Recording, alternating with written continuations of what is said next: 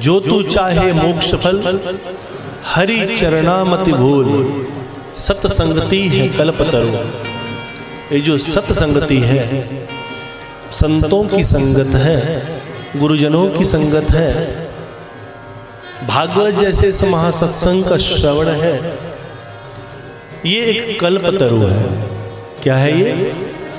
कल्प बोले तो कल्पतरु, वही जो कल्प वृक्ष आप कहते हैं। कल्पतरु का अर्थ क्या है? तरु वृक्ष को कहते हैं। तो कल्प वृक्ष का अर्थ क्या है? जो कामनाओं को पूर्ण करता है। जो कामनाओं को पूर्ण करता है वो कल्प वृक्ष है। तो यहां आज संतों की वाणी में कह दिया है, सत्संगति है कल्पतरु। ये सत्संगति कल्पतरु है, कल्प वृक्ष है। श्रद्धा जाको मूल, और उस वृक्ष का मूल तना किसके ऊपर डिपेंड करता है? किसके ऊपर? जितनी श्रद्धा ज्यादा होगी उतना ही इसका तना स्ट्रॉन्ग होगा, मजबूत हो। श्रद्धा का आध्यात्मिक शास्त्र में बहुत महत्व है, बहुत ज्यादा। और इस वृक्ष में फल कौन सा लगता है? कौन सा फल लगता है? जो फल इस वृक्ष से मिलता है, सत्संगति से जो फल मिलता है, जो तू चाहे मोक्ष फल। मोक्ष नाम का फल मिलता है। जो तू चाहे मोक्ष फल, ते हरि चरणामति भूल। तू हरि के चरणों को कभी भूलना नहीं। इन चरणों को सदैव अपने हृदय में संजो कर रखना। तो इस प्रकार भगवान की बड़ी लीलाएं हुई। स्वामी सुखदेव जी ये कथा सुना रहे हैं। सत्यव्रत के जीवन में वही हुआ। 7वें दिन प्रलय आया। हम सबकी जिंदगी में भी प्रलय आ चुके हैं। प्रलय ही होता है। 20, 25, 30 साल की देवियों को, पुरुषों को डिस्क हो रही है, स्पॉन्डिलाइटिस हो रहा है, डायबिटीज हो रही है, हाइपरटेंशन, ऐसी ऐसी हैरतअंगेज बातें हो रही हैं जो सोचा ना हो। चारों तरफ से फंसे हैं। 10 लोग परिवार में हैं तो 8 लोगों की, 9 लोगों की दवा चल रही है। कहीं के नहीं रहे हम लोग, परंतु फिर भी कोई सुधरने को तैयार नहीं। 7वें दिन प्रलय होगा। 7वें दिन सब मारे जाएंगे। बंदे सिर पर काल गुंजत है, कटु वचन मत बोल रे, तुहे राम मिलेंगे। हर वो व्यक्ति जिसके सिर के ऊपर काल गूंज रहा है, हर वो व्यक्ति जिसकी मौत निश्चित हो चुकी है, उसी का नाम तो परीक्षित है। इस प्रलय जल से अगर बचना है तो भक्ति नाम का टिकट हमारे पास चाहिए। जब उस नाम में बैठोगे तो किराया देना पड़ेगा। पर कौन सा किराया? वहां ये जेब से निकाले हुए चिट्टे हरे हरे पीले पीले नोट नहीं चलेंगे। वहां पर केवल और केवल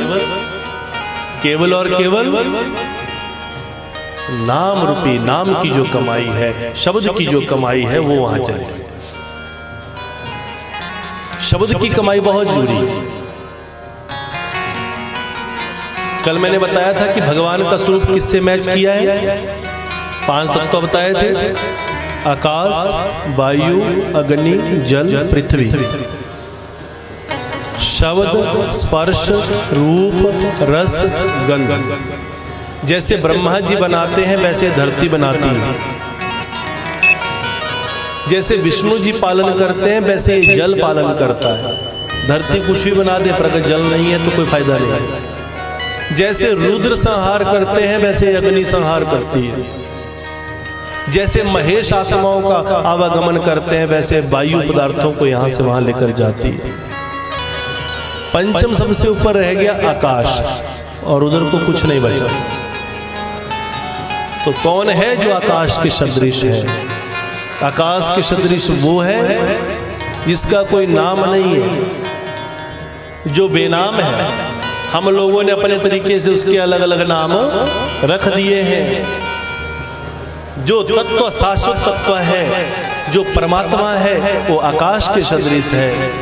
इसलिए आकाश तत्व को जिस प्रकार अंत नहीं है, उसी प्रकार भगवान का अंत नहीं है। और आकाश तत्व क्या पैदा करता है? शब्द। क्या पैदा करता है? शब्द। आकाश, वायु, अग्नि, जल, पृथ्वी, शब्द, स्पर्श, रूप, रस, गंध शब्द देता है। मेरे से कल किसी साधक ने प्रश्न किया, एक माता ने भी शायद कल प्रश्न किया था कि हाँ, मैंने किसी गुरु से शब्द मंत्र लिया है, दीक्षा ली है। तो मैंने उनसे पूछा, आपने गुरु मंत्र लिया है या गुरु दीक्षा ली है या गुरु शब्द लिया है? जितने भी मंत्र हैं,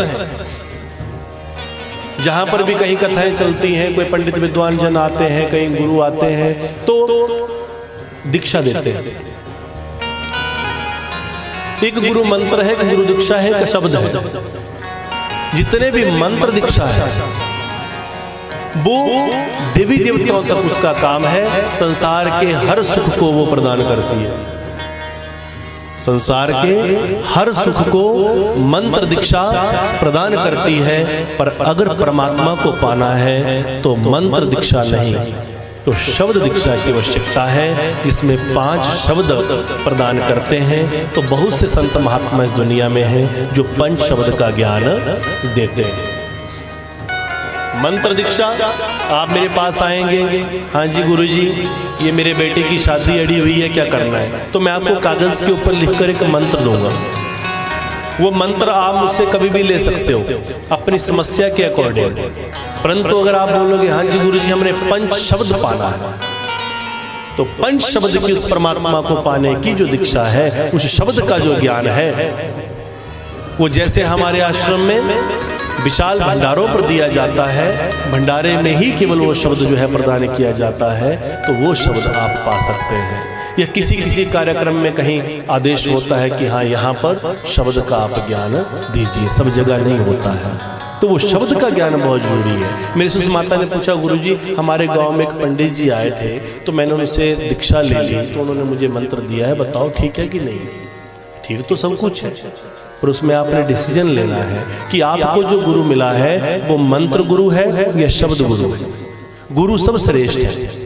हमारे कलाकार बंधुओं को जिन्होंने ये म्यूजिक सिखाया होगा वो भी गुरु ही है, पर वो गुरु केवल म्यूजिक सिखा सकता है। म्यूजिक से आप अपना जीवन चला सकते हो, परिवार पाल सकते हो, लेकिन भगवान की अगर प्राप्ति करनी है तो इस सुर को हमने उस शब्द के साथ जोड़ देना है, तो फिर वो परमात्मा मिल जाता है। जिसने हमें प्राइमरी स्कूल में पढ़ाया वो भी गुरु, जिसने गाड़ी चलाना सिखाया वो भी गुरु, जिसने मंत्र ज्ञान दिया वो भी गुरु, पर सबसे श्रेष्ठ जो गुरु है वो शब्द गुरु कहा गया है। बहुत सी संस्थाएं ऐसी हैं जहाँ ऐसे संत महात्मा बैठे हैं, हमारे आश्रम की ही बात नहीं है, और भी बहुत ऐसी संस्थाएं हैं जहाँ पर शब्द ज्ञान वाले गुरुओं को भगवान ने उतारा है। भगवान ने आज्ञा दी है कि आप 5 शब्द का ज्ञान दोगे, तो वो 5 शब्द हमें संसार के संबंधों से हटाकर उस परमात्मा से जोड़ देता है। जो मंत्र है वो संसार की सारी इच्छाओं को पूर्ण करता है, पर जो शब्द है वो परम इच्छा को, हमारी जिंदगी कई जन्मों का जो लक्ष्य है, उस परमात्मा को पाने का जो लक्ष्य है, वो हमें मिल जाता है। वो मिल जाता है। और वो कैसे मिलेगा? वो संत महात्माओं की संगति से मिलेगा। जिंदगी में संत महात्माओं की संगति जरूर करें और अपने घर के बुजुर्गों की जरूर थोड़ी सी बात माने। आज इस जवानी में ओतप्रोत होकर हम अपना सब कुछ खोते जा रहे हैं। एक बार एक स्थान पर कोई फंक्शन था, तो आग लग गई। जब आग लग गई तो वहां पर सारे के सारे भाग गए। अब 2 व्यक्ति ऐसे थे जो आग के बीच में फंस गए। एक अंधा था और एक बेचारा लंगड़ा था। जो अंधा था वो देख नहीं सकता था, भाग रहा था और उसे नहीं पता कि वो आग की ही तरफ भाग रहा था। जो लंगड़ा है वो देख रहा है कि गलत तरफ को भाग रहा है, उसको पता है कि मैंने किधर को भागना है, पर वो बेचारा चल नहीं सकता। तो अब उस लंगड़े ने उस अंधे को आवाज लगाई, बोला भाई सुन, तू देख नहीं सकता, मैं चल नहीं सकता। जिस तरफ तू जा रहा है इधर आग लगी है, जल जाएगा, मर जाएगा। अगर बचना चाहता है तो एक काम कर, तू मुझे अपनी पीठ पर उठा ले, तू मुझे अपनी पीठ पर उठा ले। मैं चल नहीं सकता, तू देख नहीं सकता, टांगे तेरी यूज कर लेते हैं और आंखें मेरी यूज कर लेते हैं। अंधे ने बात समझी, लंगड़े को अपनी पीठ पर बिठाया और दोनों के दोनों आग से बचे। ये आग क्या है? वही आग आज हर फंक्शन में लगी है, वही आज हर घर में आग लगी है, पूरी दुनिया में आग लगी है। और उस हर आग के बीच में एक अंधा और एक लंगड़ा, दोनों के दोनों फंसे हैं। अंधा कौन है? अंधे हम सब वो हैं जो अपनी जवानी के नशे में धुत हो चुके हैं। अंधे वो हैं जो जवानी के नशे में धुत हो चुके हैं, वो लंगड़े की बात सुनना नहीं चाहते हैं। अंधे वो हैं जो जवानी के नशे में धुत हैं, और लंगड़े वो हैं जो बूढ़े हो चुके हैं। अंधी जवानी है और लंगड़ा बुढ़ापा है। जवानी बुढ़ापे को सुनने नहीं देती। बुजुर्ग कहते हैं तो मेरी बात सुनकर चल, मैं तुझे रास्ता बताऊंगा, पर ये जवानी इतनी अंधी है जो हमें उल्टी तरफ को ही लेकर जाती है। अगर हम सब अपनी जिंदगी में सुधार करें और लंगड़े बुढ़ापे को अपने कंधे पर बिठा लें, तो बुढ़ापा भी पार हो जाएगा और हमारी जवानी भी अपने सही मुकाम पर पहुंच जाएगी। ये है वो सत्संगति। ये सब